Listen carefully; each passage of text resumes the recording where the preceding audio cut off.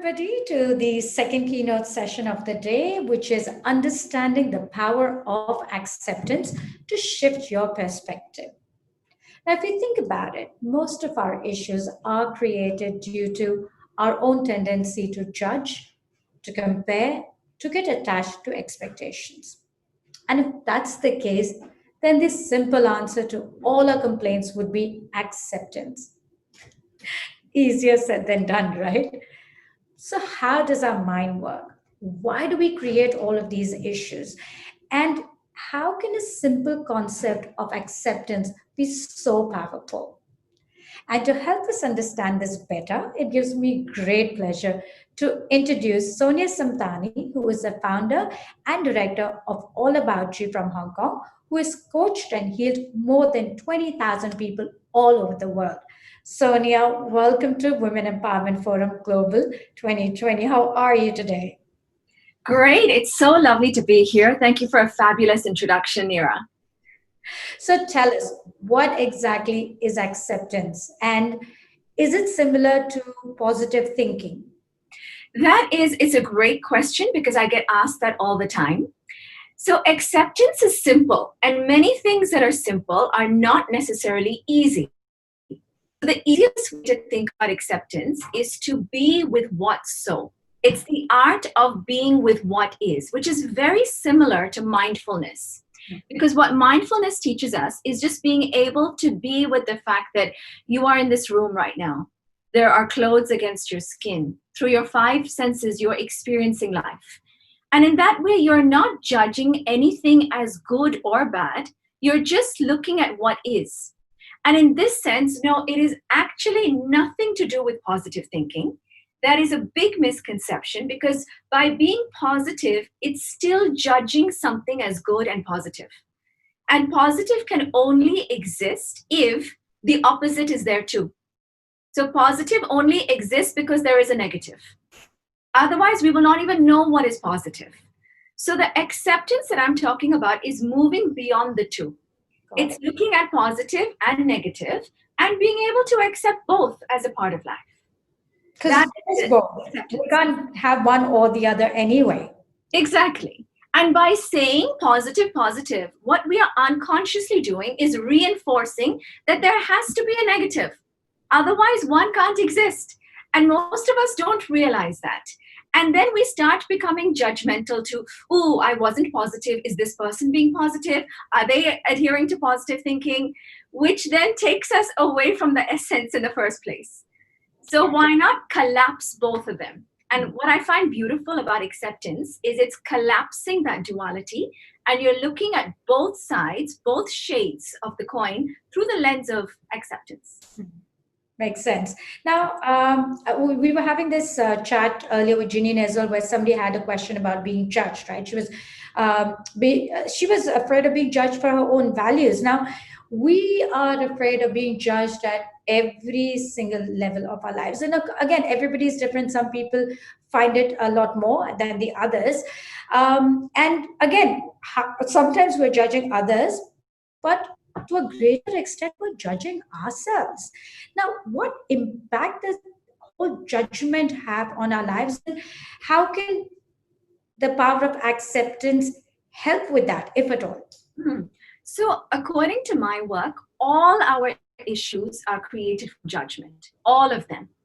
So that's judgment that we picked up in our conditioning, judgment of what we should do, because what we should do is right. And there is a right and a wrong and a good and a bad. And obviously we can't do what we should do 100% of the time. That means you're guaranteeing guilt and you're guaranteeing being wrong some of the times. And this is how our issues get formed. So we also need to understand that judgment is such a natural part of life. And that is because in our minds, if we're looking at the mind, we have a conscious and a subconscious mind. We also have a critical filter. And this filter is formed between the age of 0 to 8, where we begin to understand life in a binary format. So we begin to understand up and down, wet and dry. This is me, this is not me, together and separate. So opposites do exist. However, we also add to it good, bad, right, and wrong. So our filter here introduces us to the law of duality. We take that to another level by adding that judgment of right, wrong. So even though we've gotten that from 0 to 8, our job, therefore, with awareness becomes to decondition ourselves from the right and wrong and still be able to look at duality of life. I know it's a deep thing. It takes some time to even comprehend. It's not something that we can say, yes, okay. So let me know if there's anything that you don't get. And the thing is, look, you've obviously worked a lot with people, and you've obviously studied all of this, and again, I'm sure it wasn't easy for you either. But again, when we talk about all of the thing about being or acceptance, right? Whether it is ourselves or other people, it is hard, no doubt, right? I'm sure you can't deny that. Now, how do we become more accepted? Like, what do we have to do? Like, if somebody's done something wrong to me, or I'm not happy with this situation, um, how do I become? And again, from what I hear, if you accept, it's easier, right? It's easier for you as a person. It's easier for everybody around you. And what you're saying is that's the right way to handle situations now. But tell me and everybody else who's here, how do we become accepting of others and ourselves? Let's start by accepting the small things. So if you are judging, start by accepting that you're judging. Because otherwise, you're judging and then you're feeling wrong about judging. So you're judging the fact that you're judging, right? So we start with the obvious and we start with the simple. Okay, so this is what I'm doing now. And once you accept something as simple as that, okay, I accept that I'm judging. Now what? What will happen is there's going to be a space that opens up. And in that space, you have freedom of choice. You have choice to go back to, okay, good, bad, right, and wrong. You have choice to feel something else. You actually can use your awareness to reframe with understanding. And understanding takes us towards acceptance.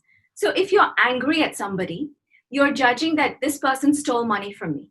How could they? They're bad, they're wrong, how dare they? The more you do that, the more you're circling in your judgment. And if you argue, of course, you'll be right. How could they? You're absolutely right. That doesn't mean that you're happy. That doesn't mean that it's resolved. Now, if you take away the approval and you get that he stole or she stole, it happened. It's not good, it's not bad, it's not right, it's not wrong. It happened. Now, let me take a look at maybe from their perspective, why did it happen? Through understanding. Again, I'm not making it okay. I'm not saying it's good. I'm not saying it's okay. I'm just getting it happened. I'm understanding why. Now, that acceptance takes us away from that whole judgment. And the biggest misconceptions with acceptance is, number one, people think it's approval. How can I say it's okay for somebody to steal? How can I make it okay? Because they think it's approving of it. It's not. It's getting that it happened because it's already happened. Yeah. You being angry about it is not going to change the past. It's not going to change what happened. The second misconception people have is they think acceptance means what to do. You know, I can't do anything about it, so I might as well just accept. That's actually masking a resignation. That's giving up. That's not accepting. That's feeling like I've given up on life. So accepting is being with what happened and being at peace with it. And to come back to your question, how can we start? We start with using this concept with small things, just like do a daily review and look at what is it that I judged today? And where was I judging? And what could I accept as, okay, this happened without a right, wrong, good, bad, it happened. I take a deep breath and I get it happened. And then there's some space. Something can begin to open up. So that's a great place to start, I would say. Right. Can you share any real life examples of where somebody came to you with, certain challenges or issues, whether it was within themselves or with other people, and how did the acceptance process help them? So whether I am working on self or others, that has to come. So now let's say if you're angry at your parent because they didn't spend enough time with you when you were a child, and somebody comes, they're extremely angry. The first thing to accept is your anger. because that is what's so. So when we're talking about acceptance, it is accepting what is the truth of the moment. So right now, I'm angry. If you justify that I should be angry, again, you're judging that I'm right about being angry. If you're feeling guilty about being angry or judging yourself as being wrong for being angry, either way, you're judging. But if you get that I'm angry, that's a great first place. What that allows you to do is the next thing, which is what I call catharsis. Catharsis is the release of toxic emotions. So you have anger, fear, sadness. These are basically the primary toxic emotions. And if you truly allow yourself to feel it with acceptance, you will find that these emotions have a beginning, a middle, and an end. So it starts and it's over. It's as if it goes like a wave. It's not swimming inside you because you're thinking, I'm right, I should be angry, or suppressed because you're guilty. It's as if you're feeling the anger and letting it go. So if I work with a live case, as I said, if somebody's angry at their parent, first is to acknowledge I'm angry. That gives great freedom. Then to do catharsis, to be able to let go of that anger. Now the body feels free. First the mind is free, then the body is free.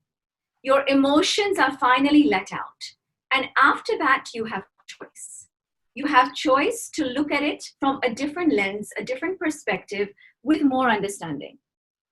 And so when you're talking about this let go process, is there a method of doing that? Or, I mean, because I mean, yes, I've accepted that, I have this feeling and I'm trying not to judge myself for the feeling or try to justify, which is what you said. So I've done that part. And now you're saying that we need to, the catharsis, so letting go. So, I mean, again, as a person who's not equipped, I wouldn't know how to let go. So is there a process? Do you work with people, or is there a process that people can follow to help let go? Like, I don't know, meditation or some form. Like how does one do it? So, of course, you can do it in a session with a professional. But the easiest thing you can do for yourself is, if you have something that you've not let go of, let's say you're very angry at someone, that means you'll be able to feel the anger because it's already there. It has a charge. So in that moment, scan your body and you will find where your body has stored it, because your body is the custodian of everything that you have ever felt across time, across space. Somewhere in your body, you would have stored it. So then my invitation would be, put your hand in that spot, wherever it is, and take as many deep breaths as you need to physically release that. So after making the decision to accept, you're scanning your body, acknowledging the charge, and then through breath work, letting it go. This is why pranayama is so powerful, because it's breath work and it releases hidden toxicities in the body. Great. Okay. Then next one is what you said is the choice, right? Mm-hmm. What is the right choice? Like, how do we decide? Like, because it is hard. Yeah. And the irony of it is to move away from a right. So once it is out and there is space, look at what choice gives you peace. So if you're angry about something, it's because you are thinking it shouldn't have happened. Now, if you look at it as it happened, you can get an understanding of what was the sequence of events that led it to happen. Now, usually if somebody is not giving you time, if somebody stole money, or if there are some things that we consider to be wrong, behind that is usually fear. People don't do from the peace of their heart actions to hurt others. So if you have love, joy, and peace of your heart, you will generally not do that. So behind the actions for the other person, usually there is some form of fear. Again, it's not our job to approve or disapprove of it. It's to understand this is what caused this action. This action is what caused the stealing or not spending time with me or lying or whatever it is. It happened. It's over. Now, when I say acceptance, I'm not asking you to have relationships with everybody who lies and steals either, because that's an important point to make here, is once you are in acceptance, you are free. Through that freedom, you have a choice in your relationships. You can continue with the same person if you would like to. You can end your relationship through peace because it doesn't work for you. You can place a boundary and say, okay, I'm going to be with this person. My boundary is this much, this is how much time I'm going to spend. or we're not going to involve money in this relationship anymore, or any type of boundary that you would like to put. Great point. Great point. Okay. And then what? And then, as we said, you have freedom, which means that that part of it is over. So that charge you were feeling, that anger you were feeling towards that certain someone, that issue is over. What you also have is a lens of acceptance. You have a different filter, which means that whenever somebody else does something that could even be remotely similar, you can look at it with your new lens, with your learning, and prevent yourself from going through the same thing again. Great. I love what you said. The word you said, freedom. That was so powerful, because really all of this will set you free, because that's what we're all tied up with so much, that we could actually be free to think about things that really matter, or to have a more positive outcome or focus to our lives, isn't it? Absolutely. And what we're getting with acceptance is judgment causes issues, awareness heals those issues and gives you the freedom. That's great. Yes, awareness heals those issues. And it is hard, for us to be so self-aware. And you know what? Actually, I correct myself. It's not hard.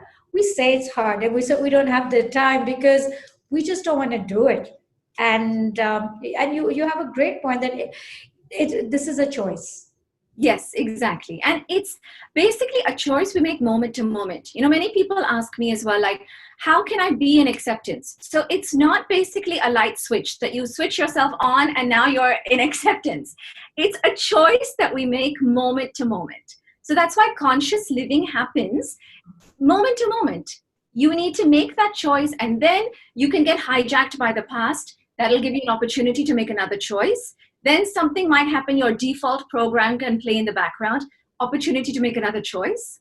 Yeah. So the more you make these choices, the more your default vibration begins to shift. So that there's more frequency, higher intensity of time you spend in that place. But it's still going to be a conscious choice. Makes sense. Now, we have a question from somebody who says, is this something that we should be practicing daily? Yes. Absolutely daily. So I have an invitation, which is right before going to bed. Do a daily review of every single thing that has happened in the day and anything that is incomplete with you, meaning that you're still feeling angry, you could still feel sad, you're still feeling incomplete. Become aware of that. Accept it. I'm still carrying this. And then, as I said before, feel that charge in your body if it's still there, and use your breath to release it. And that means every night before going to bed, you're cleaning your slate. You're cleaning your filter. And that means when you're sleeping at night, your subconscious mind is not going to get more rubbish, because your subconscious mind gets updated every night when we sleep in our dream state. And whatever we have not processed gets updated. And we put a lot of rubbish in without realizing it. So yes, it is every day. Yes, I would say, become aware during your waking hours and just before sleeping, the daily review. And we'll sleep better as well, right? Oh, fully, yes. Right. Now we have another question where the person's asking that how is acceptance related with forgiveness? Okay, that's a beautiful question. And I would say that forgiveness is the first step towards acceptance. Because what forgiveness does is it puts you in a different position. Now, instead of saying, how dare you, how could you do this to me? You're saying, I forgive you. But let's take a good look at what forgiveness is. Forgiveness still has a slight background of judgment. Right. Yeah? Because now I'm here, you're here. I have decided to forgive you as a bigger person. I still think forgiveness is such a beautiful tool because it is step one. So once you get there, step two, through understanding, is just being with it. Being with what's so, as I said.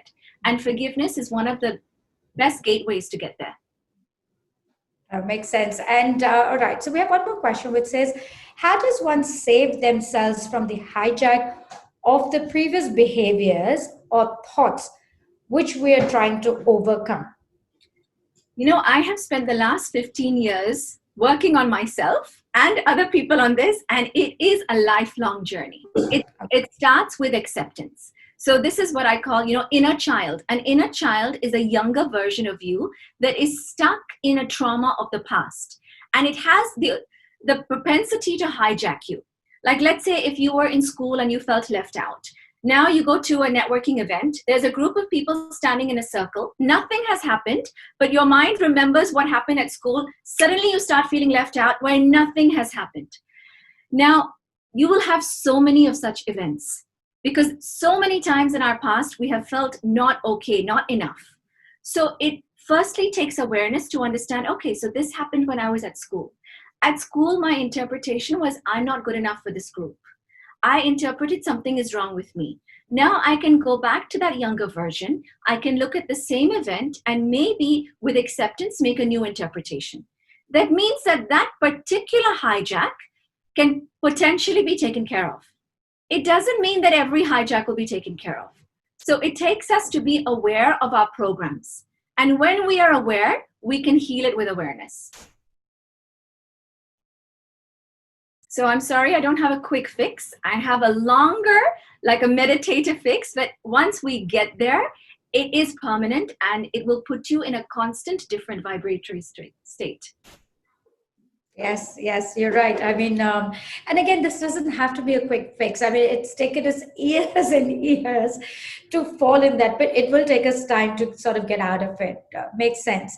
We have another question which says, sometimes we need to take a decision which is the best for us because someone has multiple times crossed the boundaries we have set. In doing so, how do we deal with the feeling of guilt? There are three things that we're bearing in mind. Like, people oscillate between selfish and selfless. So if you're selfish, I'm thinking of only me and no one else. If you're selfless, I'm thinking of only others and not me. So the best position to be in is self-love, where I'm thinking of me and others. And of course, it starts with me because it's your life, you're living in your body, and you know what works for you. So make a decision that works for you and communicate it in the most loving way possible for others, whilst understanding that they may not hear it in a loving way because they have choice of their interpretation. So they may hear it, they may judge you, and that's their prerogative. The only thing that you can do is to understand your intentions, give love to both parties, and say it from that space as much as possible. Yes, well, thank you so much, Sonia. This was really, really nice, and we're getting a couple of things on the chat as well. This of how it has helped people already about what you've said. So, and I'm sure after listening to what you've said, a lot of people in our audiences will be more mindful about how they want to live their life, and of course, be more accepting of themselves and others. And of course, for all of you who do want to get in touch with Sonia, want to find out more about what she does and how she helps other people, we have left her details on the chat. So please do go in there and save it. And of course, she'll be joining us later for the networking session at 6 p.m. Singapore and Hong Kong time. So thank you once again, Sonia, for being part of the Women Empowerment Forum Global 2020. Thank you so much, Neera. It's been a pleasure. Thanks for inviting me to your platform and for allowing me to share this. Thank you. We'll see you soon. See you soon.